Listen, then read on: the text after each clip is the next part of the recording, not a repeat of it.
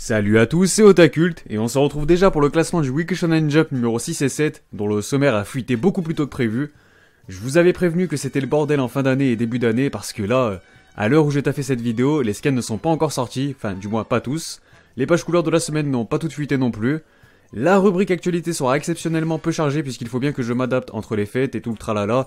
Puis de toute façon, j'ai tout simplement peu d'infos à vous partager vu que le contenu de ce numéro du Jump n'a pas fuité totalement sur internet.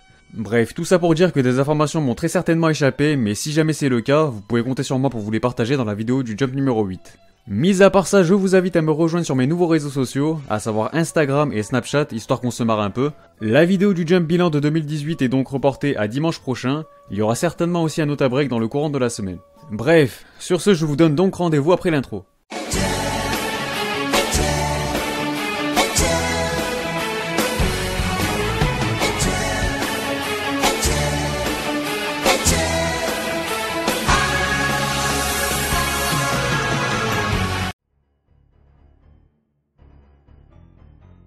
Bon bah comme d'habitude, on commence avec la partie hors classement. La couverture est donc de nouveau aux couleurs de tous les mangas du magazine histoire de fêter le nouvel an cette fois-ci, mais c'est bien One Piece qui profite des premières pages couleurs du magazine, une illustration aux couleurs de l'arc Wano Kuni que je trouve tout simplement sublime. Les autres pages couleurs reviennent quant à elles à The Promised Neverland, au manga de science-fiction Dr. Stone, et enfin au one-shot Rapparendan de Tamura Ryuei, l'auteur de Belzebub. Pour les petits curieux, l'histoire est centrée sur le thème de la musique où l'on suit les aventures d'un pianiste. Côté nouveauté, Chainsaw Man signe déjà son 5ème chapitre, Néolation en est déjà à son 4ème, et enfin Gokutei Iguma s'offre quant à lui son 3ème chapitre. Je vous rappelle qu'ils intégreront le classement dès leur 8ème chapitre, hors cas exceptionnel bien entendu. Les gag manga Shishunki Renaissance David-kun et Jimotoga Japan continuent de switcher de position dans le sommaire, et enfin côté absent, on retrouve toujours « Eh mais t'es où ?» X « Eh mais t'es pas là ?» On passe maintenant au classement qui est composé de 10 mangas, soit un de moins que la semaine passée, et malheureusement on retrouve cette fois-ci Food Wars en guise de cancre encore une fois, bien devancé par Inomaru Sumo qui réintègre le classement à l'avant-dernière position. Yuna de la pension Yuragi remonte de 2 places mais ne parvient toujours pas à s'évader de la plantation du trio infernal. Les héros de Yuei se maintiennent au 7ème rang et frôlent donc les tréfonds du sommaire cette fois-ci. A noter que le chapitre fait une fois de plus 13 pages seulement. Du positif pour We Neverland qui repart de l'avant en remontant 3 étages, il figure donc à la 6ème position. Actage gratte de son côté un petit pion qui le hisse dans le top 5. Même histoire pour Black Clover qui apparaît quant à lui au pied du podium. Un podium qui regagne l'héros d'or de la nuit avec une belle médaille de bronze après avoir bénéficié de plusieurs pages couleurs dans le numéro précédent. Les volleyeurs d'Aikyuu semblent quant à eux bien décidés à repartir sur de bonnes bases en 2019 puisqu'ils figurent encore une fois sur le podium. Mieux encore, ils remontent d'un cran pour s'emparer de la médaille d'argent. Et enfin, c'est le rookie Jujutsu Kaisen qui s'empare du trône après avoir poursuivi sa belle remontée que l'on avait déjà soulignée la semaine dernière. On enchaîne avec les informations concernant le Jump numéro 8 qui sortira le 21 janvier prochain au Japon seulement. Ce sera donc à The Promised Neverland que reviendront la couverture ainsi que les premières pages couleurs du magazine. Quant aux autres pages couleurs, ce sera la surprise puisque les informations n'ont toujours pas fuité. Sur ce, place à la rubrique actualité qui est peu chargée pour les raisons déjà évoquées, mais je me suis tout de même débrouillé pour vous partager quelques informations. Tout d'abord, on commence par l'actu manga puisque Gintama fait la couverture du premier Jump Giga de l'année. Il s'offre une double page couleur ainsi qu'un chapitre parodique rendant hommage au cultissime Dragon Ball. We Neverland s'offre aussi 2 petites pages couleurs tandis que Jujutsu Kaisen profite d'un poster, tout comme le manga Actage et le gag manga Shishunki Renaissance David-kun qui en bénéficient même de 2. Côté anime, voici une preview de l'épisode 89 de la série Boruto. Je vous partage également son nouveau visuel promotionnel dévoilé lors de la Jump Festa pour son anime. C'est également le cas pour We Neverland qui profite à son tour d'un nouveau visuel. Son anime est attendu pour le mois d'avril prochain, je vous rappelle. L'anime de The Promised Neverland continue de se dévoiler avec une petite page promotionnelle dans le magazine. Je vous rappelle qu'il fera ses grands débuts le 9 janvier prochain chez Wakanim. Je vous rappelle également que la saison 3 de l'excellente comédie Sekikusuo no Psinan a enfin démarré au Japon.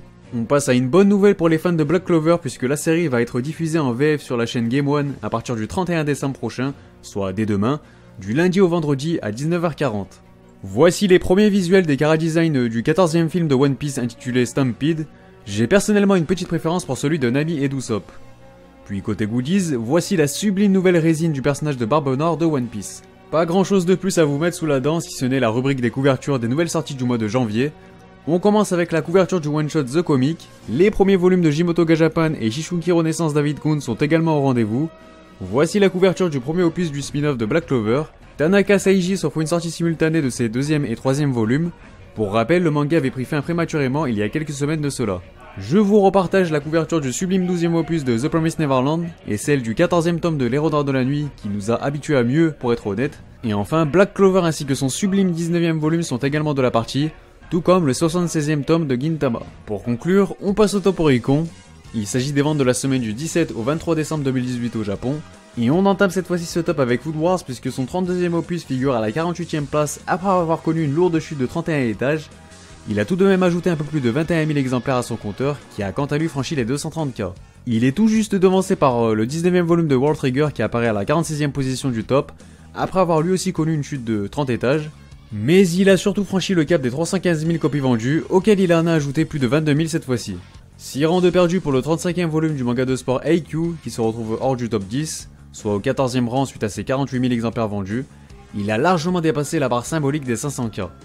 Mis à part ça, le 21e opus de My Hero Academia est lui aussi poussé hors du top 10 après sa perte de 6 places. Le manga de Kohei Horikoshi doit donc se contenter de la 12e position, lui qui a atteint et franchi le cap des 550K. Et enfin pour conclure, le tome 91 de One Piece perd encore du terrain et glisse même du podium, mais vu que son compteur se rapproche des 2 millions d'unités, voilà, je pense qu'il s'en branle un peu.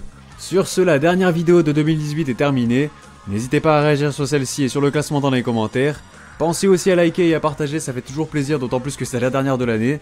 Et voilà, pour ceux qui veulent soutenir la chaîne, vous pouvez le faire sur ma page Utip en description. Sinon, pensez à vous abonner si ce n'est pas déjà fait pour ne pas manquer les prochains classements. Et voilà, vous pouvez aussi me rejoindre sur Twitter, Instagram, Snapchat et sur le Discord de la chaîne. Les liens sont en description. Quant à moi, je vous souhaite un bon nouvel an et je vous dis à l'année prochaine. Sur ce, on se reverra.「